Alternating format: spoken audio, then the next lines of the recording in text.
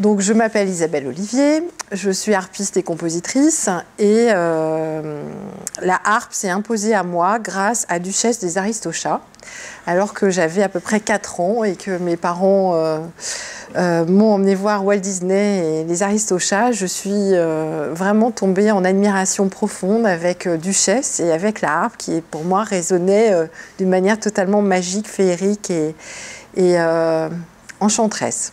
Voilà. Donc évidemment, je n'ai pas commencé la harpe tout de suite. Et au bout de quelques années, avec toute mon insistance, ma mère s'est dit, bon, il va falloir à un moment donné lui dire oui, parce qu'elle n'abandonnera jamais.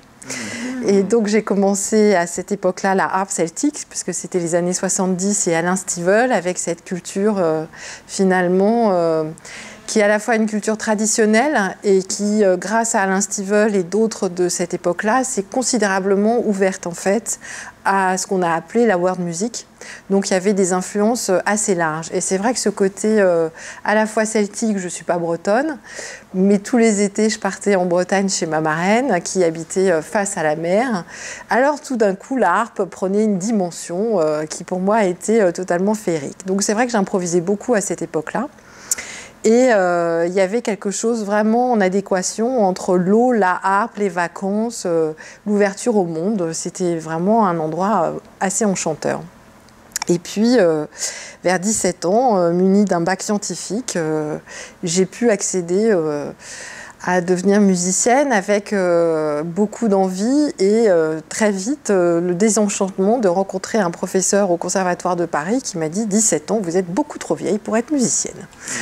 Donc j'ai été un petit peu refroidie et puis en même temps, je crois que quand on a une idée, on l'a. Donc elle est ressurgie d'une autre manière et effectivement, j'ai rencontré un immense maître de harpe qui s'appelait Pierre Jamet et qui avait travaillé avec Debussy, Ravel, tous les compositeurs du XXe siècle. Et quand je l'ai rencontré, il avait plus de 90 ans et il gardait cette soif de l'inconnu, de trouver des nouvelles sonorités avec une harpe, de trouver des nouveaux univers de compositeurs on va dire, à partager avec le public, parce que lui se positionnait exclusivement en tant qu'interprète. Mais il organisait des masterclass l'été à Gargilès, qui est dans l'Indre, et qui est un village de peintres, où notamment son père était peintre, mais il y avait beaucoup de salons littéraires, et notamment Georges Sand avait sa maison à Gargilès. Et donc c'est un lieu qui a toujours été, on va dire, favorable aux artistes. Et c'est vrai qu'arriver dans ce village, avec des harpistes qui venaient du monde entier pendant un mois, il y avait vraiment des Russes, des Américaines, des Européens, des Sud-Américains. J'ai senti vraiment un appel comme quoi c'était vers là où j'avais envie d'aller. Et Monsieur Jamet, après m'avoir écouté 1 minute 30 dans un thème de Haydn, m'a dit « Toi, tu vas faire quelque chose que personne ne fait ». Alors c'est vrai que dans un premier temps, j'étais assez perplexe. Et dans un deuxième temps, il m'a dit « Mais c'est une chance inouïe ». Voilà, parce qu'effectivement, se démarquer, c'est quelque part le début d'une route. Donc c'est vrai qu'à l'époque, ça m'a vraiment, voilà, un peu choquée dans tous les sens du terme. Et puis après, j'ai préparé des concours pour rentrer dans des conservatoires supérieurs et j'ai pu rentrer au conservatoire de Lyon. Et je dois dire que l'institution a été assez violente pour moi parce que tout de suite, après le premier tour, le jury m'a dit « Vous n'aurez jamais le deuxième tour ». Donc je me suis effondrée en larmes. Et après avoir passé le deuxième tour, l'assistante m'a dit bah, « Toi, tu n'aurais jamais dû rentrer ». Donc c'est vrai que l'entrée a été un petit peu violente aussi. Et assez rapidement, effectivement, il y a eu un conflit avec le professeur qui était dans la formation des élèves à son image et que je ne correspondais pas du tout à ça. Il avait cette passion de faire jouer les élèves avec un 5e doigt et son 5e doigt était comme mon majeur et j'ai commencé à avoir des tendinites et il y a eu tout un circuit extrêmement grave. Tout ça pour vous dire qu'au bout de 2 ans, j'ai démissionné. Voilà, et que par un hasard, qui n'en est peut-être pas un, j'ai des amis qui jouaient du jazz et qui sont un jour venus m'écouter, m'entraîner à la maison et qui m'ont dit « Viens jouer avec nous ». Et là, tout d'un coup, il y a eu un cataclysme parce qu'ils m'ont dit bah, « On joue ». Et moi, j'ai dit, mais qu'est-ce qu'on joue? Et ils m'ont dit, mais vas-y, joue. Et au bout de 10 minutes, il y en a un qui s'est énervé, qui m'a dit, bon, maintenant tu joues. Donc j'ai fait gling. Il a trouvé ça magnifique. Ils ont fait, waouh! Et effectivement, j'ai senti à ce moment-là que c'était vraiment un électrochoc parce que passer cette première enfance où, on va dire, l'ouverture, l'improvisation était quelque chose de totalement naturel, tout d'un coup, au cœur d'une institution, je n'étais plus capable de jouer. Et j'étais totalement emmurée finalement dans un savoir de la partition et qu'en dehors d'une partition, je n'étais pas capable de faire un son de harpe.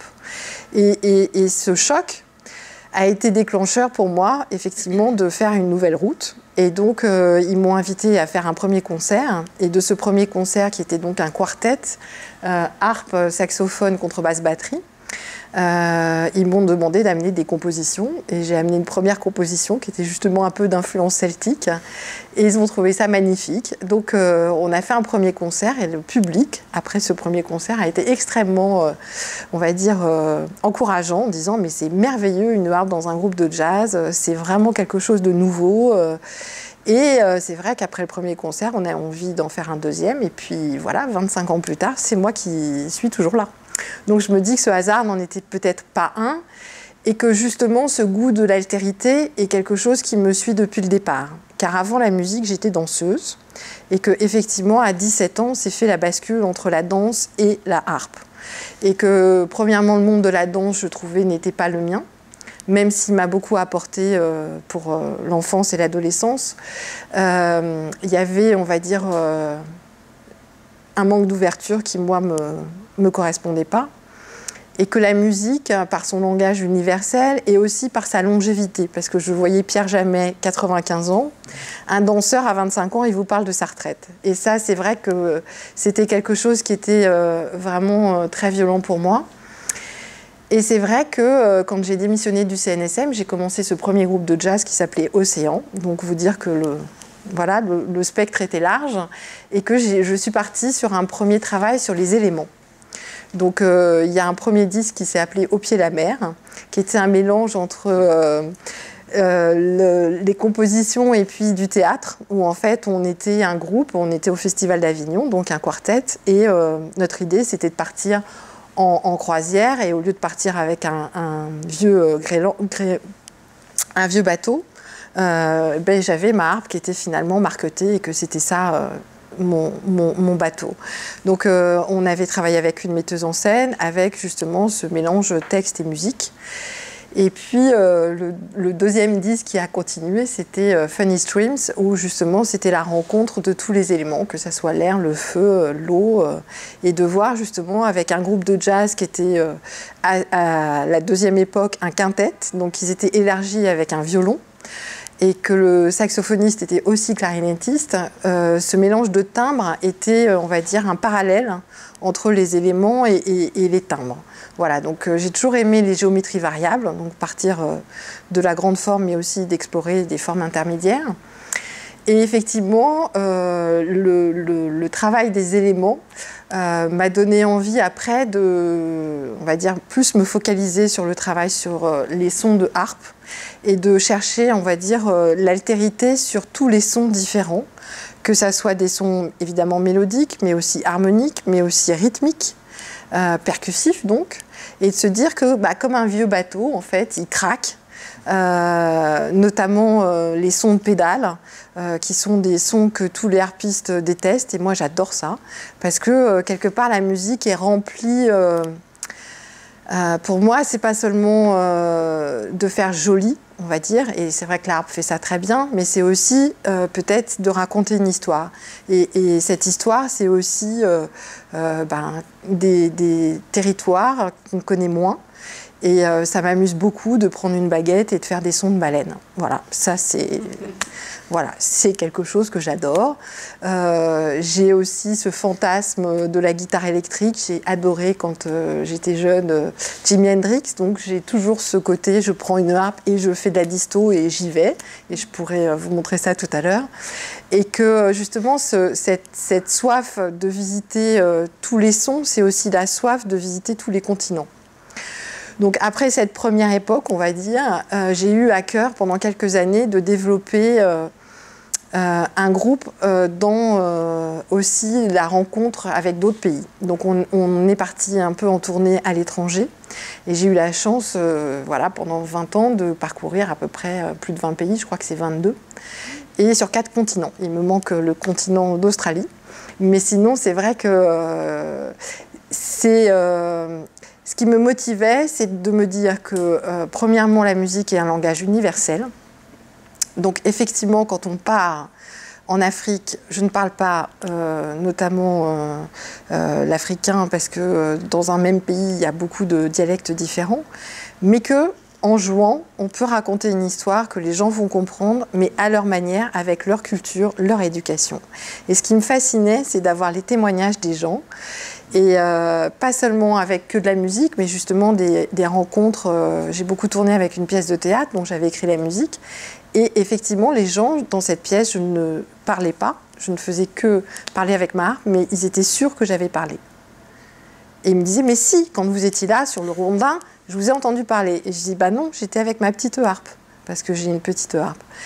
Et c'était très intéressant pour moi de voir à quel point, en fait, les gens, au fur et à mesure des pays et de leur éducation et de leur âge, ressentaient des choses à la fois très proches des miennes, mais en même temps très éloignées.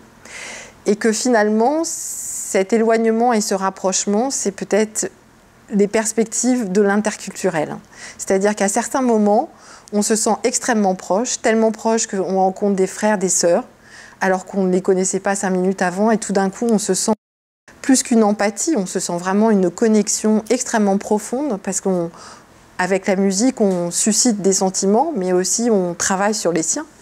Donc il y a quelque chose de l'ordre d'une communication qui va plus loin pour moi qu'avec des mots, parce que je suis quelqu'un d'extrêmement timide, donc c'est plus facile pour moi de parler avec une harpe qu'avec des mots, mais en même temps, à certains moments, on sent les gens tellement loin, parce qu'une autre langue, parce qu'une autre éducation, parce que tout d'un coup, vous allez faire les baleines et on va vous dire « Ah bah moi j'étais dans la jungle ». Ah bah non, moi j'étais pas dans la jungle.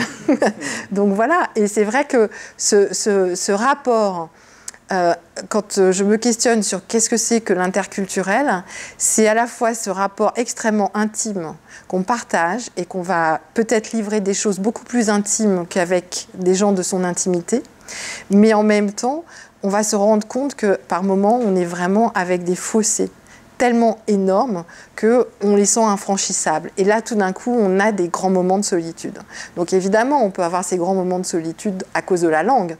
J'arrive en Corée du Sud, je veux manger dans un restaurant, le restaurant n'a pas d'anglais, et je me sens toute petite et pas à même à demander quelque chose à manger. Maintenant, je me rends compte avec l'expérience que y a toujours une solution. Les gens sont extrêmement gentils, ils vont comprendre que vous ne comprenez pas, donc on va trouver un système de communication par les gestes, par quelque chose qui fait qu'on va réussir à franchir ces barrières.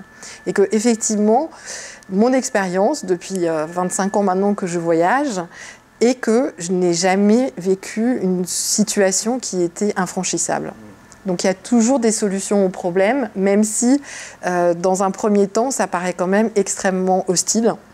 Il y a toujours des solutions et je pense que le fait de rencontrer un problème permet derrière une ouverture encore plus grande.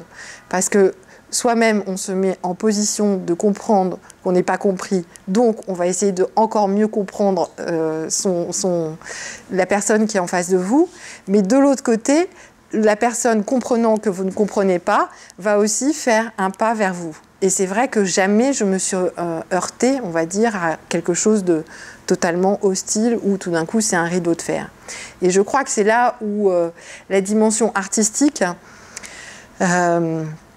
offre peut-être plus de possibilités que si j'étais marchand d'armes. Voyez ? C'est que forcément l'accueil en pays hostile, entre guillemets, est beaucoup moins hostile parce que j'ai un instrument qui, quelque part, est un médiateur formidable. Donc, on se posait la question en quoi un artiste peut être ressource de l'interculturalité. Je crois que parce qu'on est peut-être un petit peu différent au départ, parce qu'on a une hypersensibilité, parce qu'on a une démarche, en fait, qui est naturellement ouverte, parce que je pense que tous les artistes deviennent artistes avec cette espèce d'hypersensibilité ou d'hyper-ouverture ou voilà, hyper tout, voilà, fait qu'on a peut-être plus de capacité après à développer un sens de l'adaptation dans des endroits où forcément on n'a aucune expérience. Et y a certains endroits où effectivement, en arrivant avec une harpe, je fais figure d'extraterrestre, vraiment. Voilà, donc effectivement, ça m'est arrivé, notamment à Madagascar, d'arriver dans des villages extrêmement reculés. Et voilà, avec pas celle-là, parce que celle-là, en fait, a très mal vécu une tournée en Afrique dans les années 90. Et donc, depuis 97, elle ne voyage plus en dehors de l'Europe, parce qu'elle a eu trop de problèmes. J'ai dû refaire toute la table, ce qui m'a coûté une fortune. Et c'est surtout que le fabricant m'avait prévenu que je risquais de ne plus jamais retrouver mon son. Donc j'ai tellement eu peur. Et je l'ai perdue pendant 4 mois. Et avec ce sentiment que si je la récupérais, je lui avais fait cette promesse que jamais plus elle irait dans des contrées hostiles.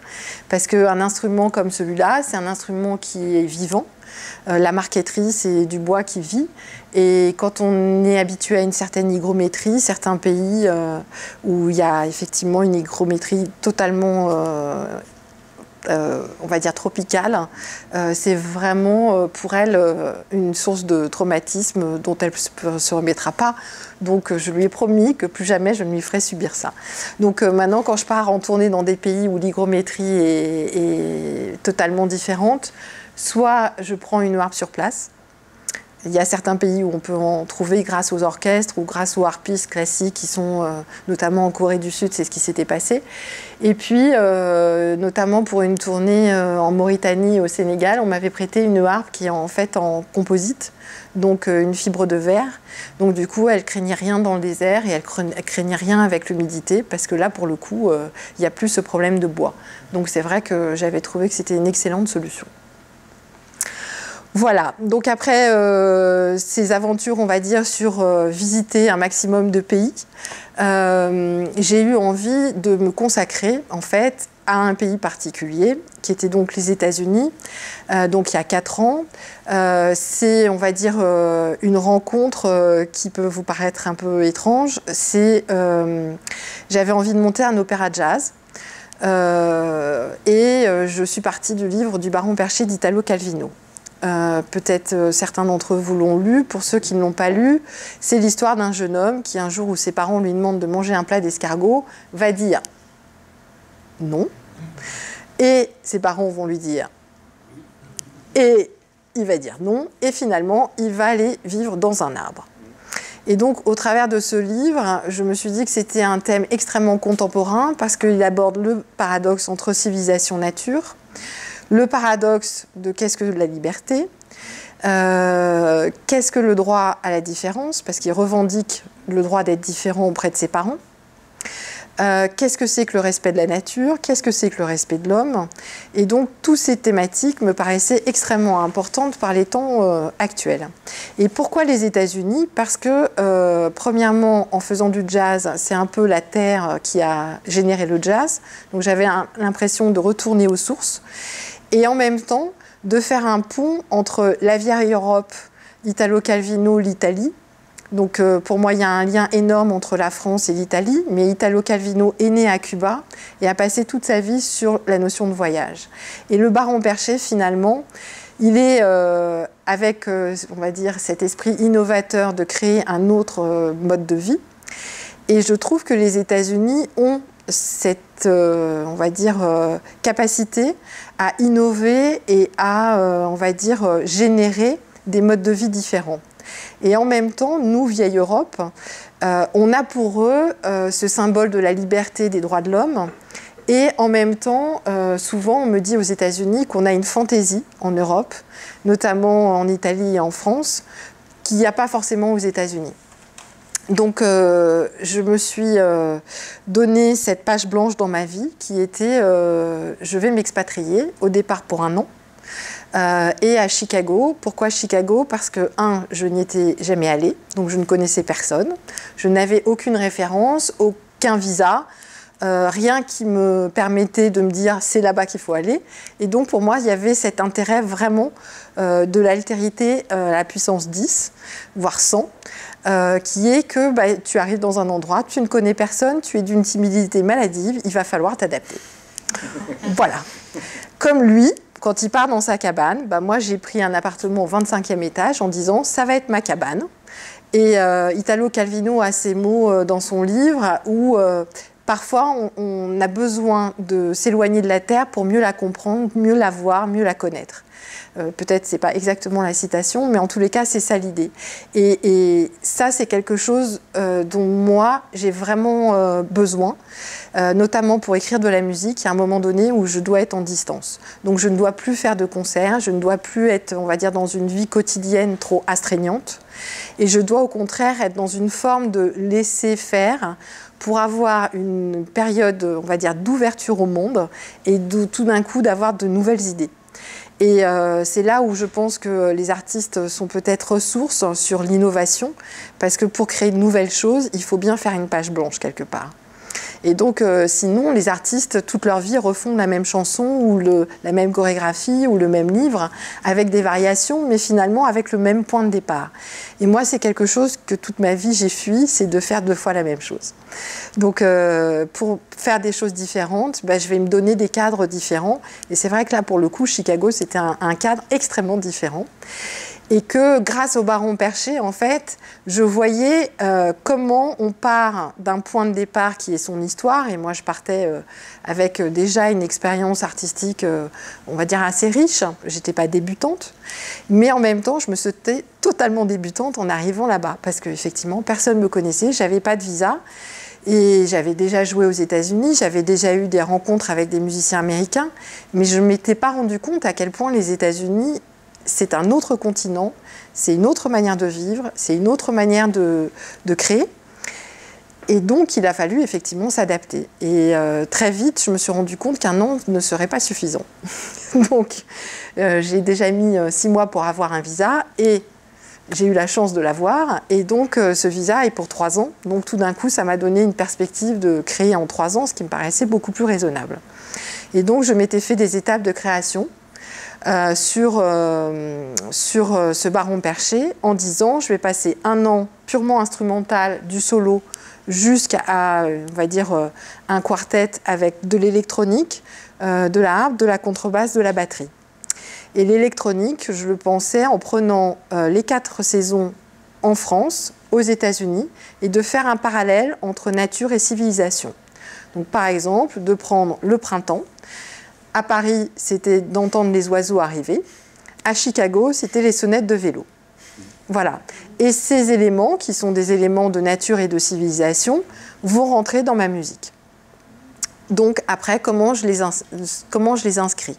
Et que finalement, en m'imprégnant d'une culture américaine, comment finalement le Baron Perché va prendre à la fois un côté italien, à la fois un côté américain, à la fois un côté français, mais surtout un côté universel. C'est une histoire qui peut se passer à l'Antiquité, c'est une histoire qui peut se passer aujourd'hui, c'est une histoire qui peut se passer à tous les âges. À tous les âges, on peut être un Baron Perché.